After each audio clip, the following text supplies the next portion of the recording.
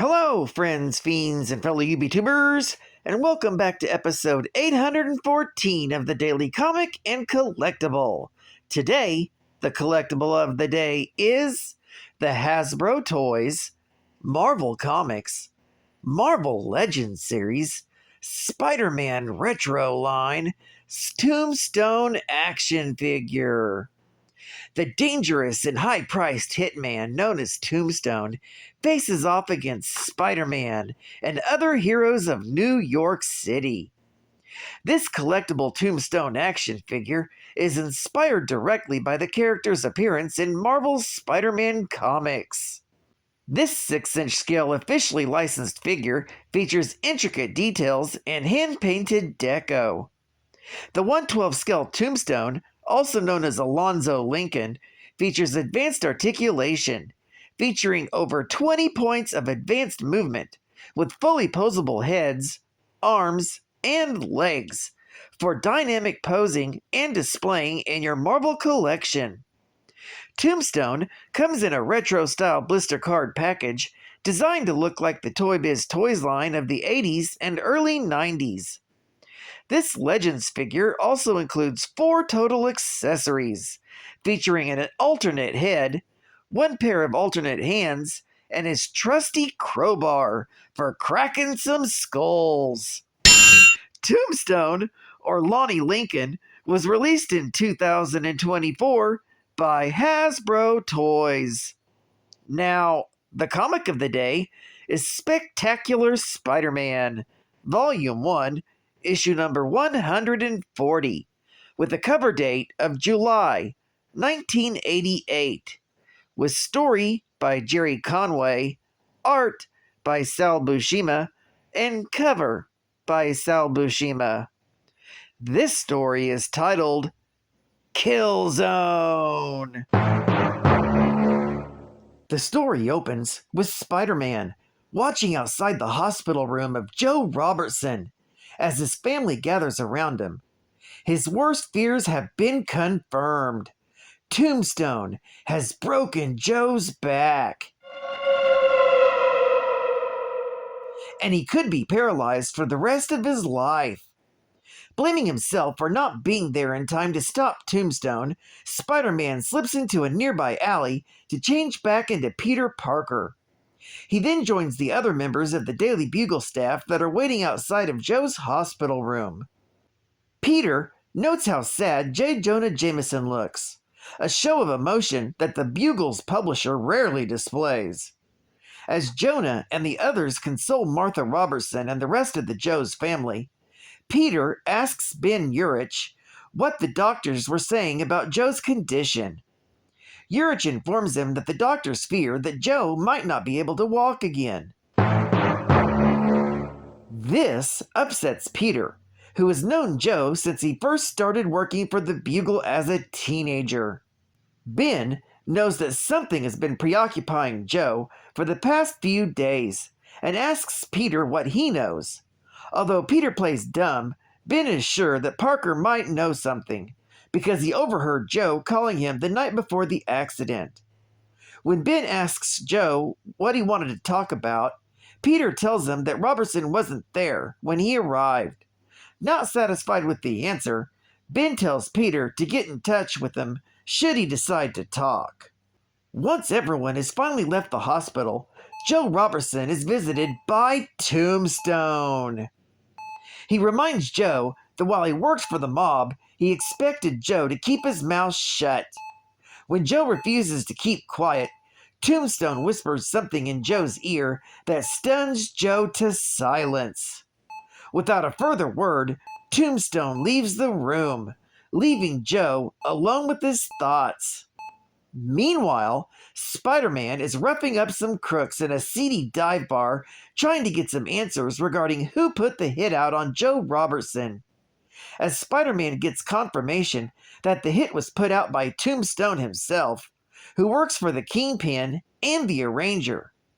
As he learns this, Spider-Man doesn't see one of the thugs pull out a gun and take aim at him. However, before the goon can pull the trigger, he's shot by someone else. Spider-Man follows after the shooter, but loses track of him. However, instead of trying to find out who was shooting at him, Spider-Man goes to the office owned by the Kingpin, where he confronts the Arranger as he is on call with the employer regarding Roland Rayburn. Cutting off the call, Spider-Man demands that the Arranger tell him where he can find Tombstone. However, the Kingpin's assistant shows them that their confrontation is being recorded, and he can use the footage against the wall crawler. Suddenly, guards enter the room, and Spider-Man has no choice but to flee.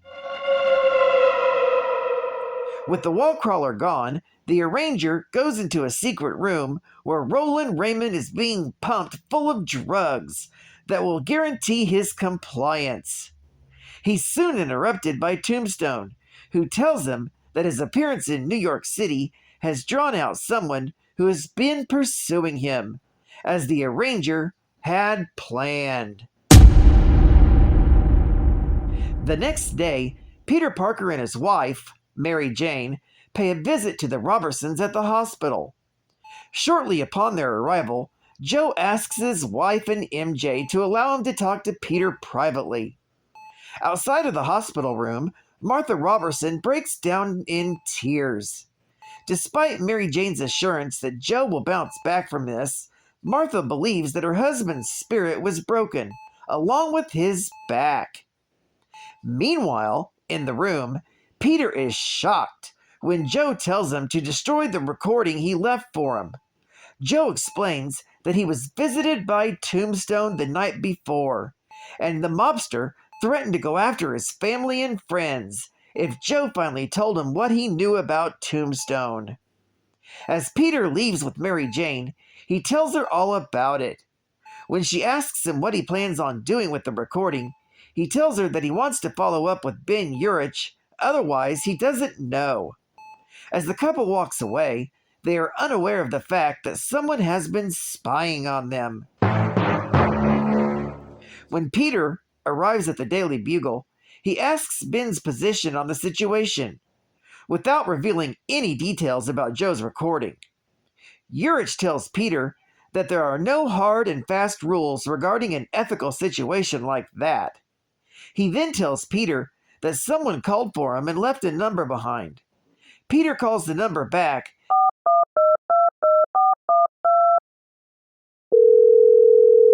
and the man on the other line tells Parker that he knows about the Robertsons' recording and asks to meet at Liberty Island in 1 hour. Peter then changes into Spider-Man and goes to Liberty Island to make his rendezvous. As the wall crawler waits on the Statue of Liberty's torch, someone in the observation deck tries to catch the hero in a net launcher. Spider-Man swings after his attacker, who runs down the stairs of the statue. When the web-slinger tries to follow, the stranger's gunfire keeps him at bay. Changing tactics, Spider-Man swings outside and tackles his attacker when he exits the statue. Much to his surprise, the shooter turns out to be the Punisher. The vigilante pulls a gun on Spider-Man and demands that he turn over the Robertson recording and tell him where he can find Tombstone. This story is continued in the Spectacular Spider-Man, issue number 141. Geek Fact: the Arranger makes mention of the Kingpin's obsessive vendetta against Daredevil. At the time of this story, the Kingpin has been focusing his attention on killing Daredevil, using the assassin known as Typhoid Mary. As seen in Daredevil, issue number 254, from May of 1988, to Daredevil, issue number 259, from October of 1988. Bonus Geek Fact: Peter and Mary Jane are referred to as husband and wife in this story which is a fact at this time. However, a true bastard of an extra-dimensional demon named Mephisto that rules over a fiery pocket dimension decided to erase their marriage from existence to save 150-year-old Aunt May, who already had one foot in the grave. This happened in Amazing Spider-Man, Volume 2, issue number 545, with the cover date of January 2008.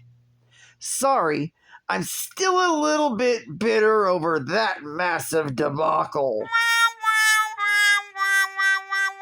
Advertising ad fact. For the first time, America's Heroes official medallions. You can get Captain America, the Hulk, or the Amazing Spider-Man.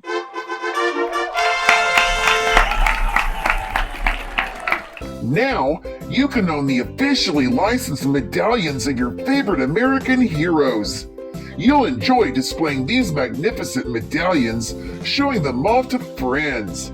And you'll be proud to own these treasured collector's medallions. Whoa! You can order these official medallions in your choice of prestigious metals: antique bronze, 24 karat gold plated, or .999 fine silver.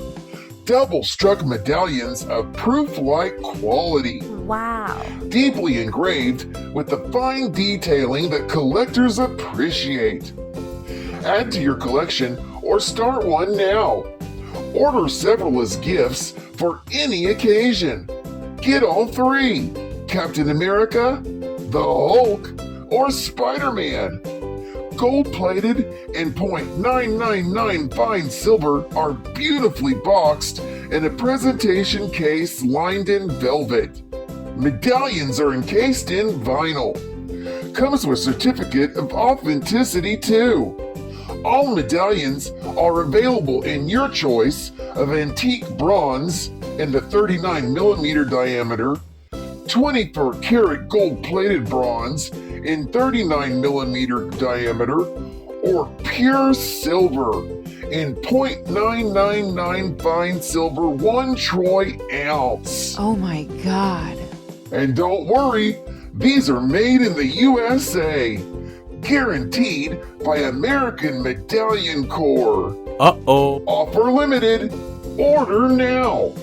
Your choice of medallions of Captain America, the Hulk, or Spider-Man in antique bronze for $4.95, 24 karat gold plated for $9.95, or silver in .999 fine silver 1 troy ounce for $18.95. Woo!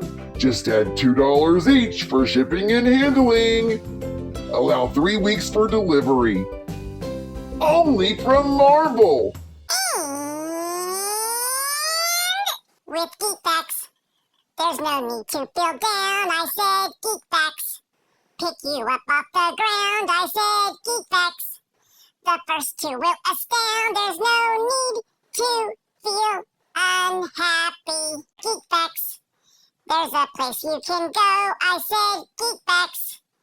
If you really want to know, ask Catman. And the truth you will find that comic books are a good time. Bum, bum, bum, bum, bum. Captain's Final Geek, F-A-C-T.